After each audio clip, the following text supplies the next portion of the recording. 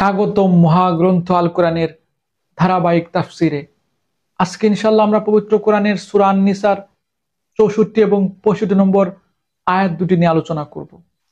এই আয়াত দুটিতে মহান আল্লাহ রাব্বুল আলামিন বলেন, وما أرسلنا من رسول إلا ليطاع بإذن الله ولو أنهم إذ ظلموا أنفسهم جاءوك فاستغفروا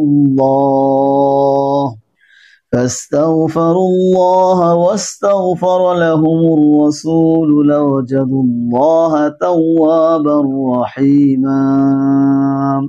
বস্তুত আমি একমাত্র এই উদ্দেশ্যে রাসূল প্রেরণ করেছি যাতে আল্লাহর নির্দেশ অনুযায়ী তাদের আদেশ নিষেধ মান্য করা হয়। আর যেসব লোক যখন নিজেদের অনিষ্ট সাধন করেছিল তখন যদি আপনার কাছে আসতো, অতঃপর আল্লাহর নিকট ক্ষমা প্রার্থনা করত এবং রাসূল যদি তাদের ক্ষমা করিয়ে দিতেন, অবশ্যই তারা আল্লাহ তাআলাকে ক্ষমাকারী ও মেহেরবান রূপে পেত।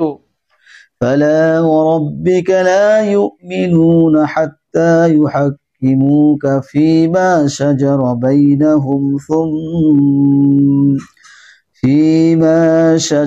بينهم ثم لا يجدوا في أنفسهم حرجا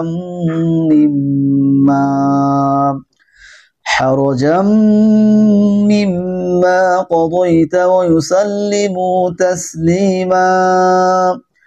অতএব তোমার পালনকর্তার কসম, এরা কিছুতে ঈমানদার হবে না যতক্ষণ না তাদের মধ্যে সৃষ্ট বিবাদের ব্যাপারে তোমাকে ন্যায় বিচারক হিসেবে মনে না করে, অতঃপর তোমার মীমাংসার ব্যাপারে নিজের মনে কোনো রকম সংকীর্ণতা রাখবে না এবং তোমার সিদ্ধান্ত সর্বান্তঃকরণে কবুল করে নেবে। আলহামদুলিল্লাহ, চমৎকার দুটি আয়াত। এই দুটি আয়াত আল্লাহ রাব্বুল আলামিন প্রথমেই বলেছেন তিনি যুগে যুগে আইন কানুন দণ্ডবিধি ও জীবন ব্যবস্থা দিয়ে নবী রাসূল পাঠিয়েছেন। এই নবী রাসূলগণ জনগণকে আল্লাহর হুকুমাত মানতে উদ্বুদ্ধ করবেন এবং জনগণের ভুল ভ্রান্তিগুলো সংশোধন করে আল্লাহর ক্ষমার দিকে নিয়ে যাবেন, জান্নাতের দিকে নিয়ে যাবেন। আর জনগণ যদি নবী রাসূলকে মান্য করেন, নবী রাসূলগণের মাধ্যমে আল্লাহর দেয়া জীবন বিধান মান্য করেন, আল্লাহ রাব্বুল আলামিন তাদের ভুলগুলো ক্ষমা করে দেবেন এবং তাদেরকে জান্নাতে প্রবেশ করাবেন। তারপর আল্লাহ রাব্বুল আলামিন তার নিজের নামে কসম খেয়ে বলেছেন, যারা শেষ নবী হযরত মুহাম্মদ সাল্লাল্লাহু আলাইহি সাল্লামকে তাদের মৌলিক সমস্যা, তাদের আইন কানুন দণ্ডবিধি ও সংবিধানের মানদণ্ড হিসেবে গ্রহণ না করবে, তারা কখনো ঈমানদার হতে পারবে না।